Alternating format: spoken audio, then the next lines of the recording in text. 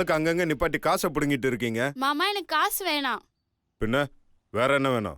உங்க பேரை சொல்லுங்க. ஏன் என் பேர் தெரியாதா உனக்கு? தெரியும் மாமா, ஆனா நான் சொன்னது அது இல்ல.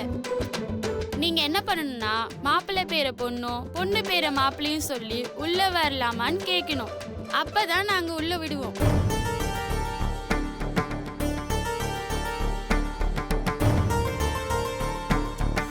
இல்ல, நான் சொல்ல மாட்டேன்.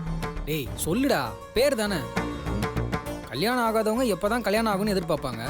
கல்யாணம் ஆனதுக்கு அப்புறம் இந்த மாதிரி ஜாலியான சம்பிரதாயத்தை தான் எதிர்பார்க்கணும்டா. இதெல்லாம் மிஸ் பண்ணக்கூடாதுடா. என்ன மீனாட்சி, சொல்லு ப்ரோ.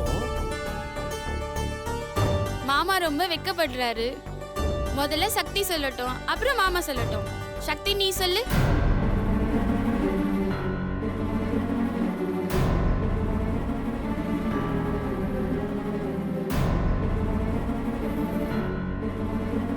சக்தி, நீயாச்சும் சொல்லு சக்தி. சொல்லு.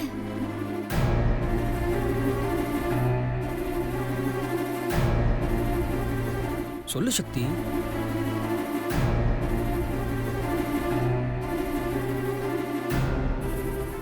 நானும் என் கணவர் சிவாவும் வந்திருக்கோம்.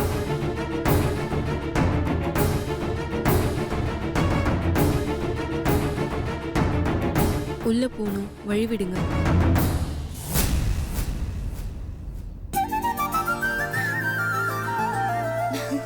மாமா சக்தி சொல்லிட்டாங்க, இப்ப நீங்க சொல்லுங்க. இப்ப எதுக்கு அவனை கட்டாயப்படுத்துறீங்க? முதல்ல அவனை உள்ள போக விடுங்க. நாங்க என்ன விட மாட்டோம் நான் சொல்றோம். மாமாவை சொல்ல சொல்லுங்க, நாங்க விடுறோம். அண்ணி, இதெல்லாம் நம்ம முறை.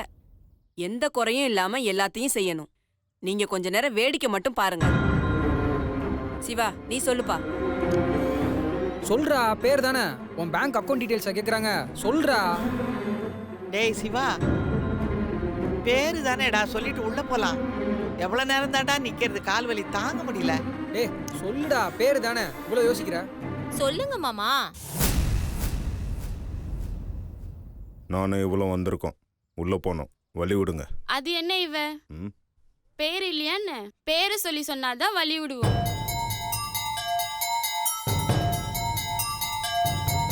சொல்லுங்க. சொல்லுங்க மாப்பிள, சொல்லுங்க. சொல்லேன்டா. சொல்லுடா. சொல்லுங்க மாமா.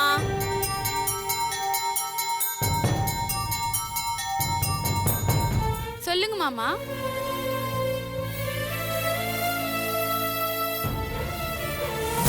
நானும் என் மனைவி சக்தியும் வந்திருக்கோம்.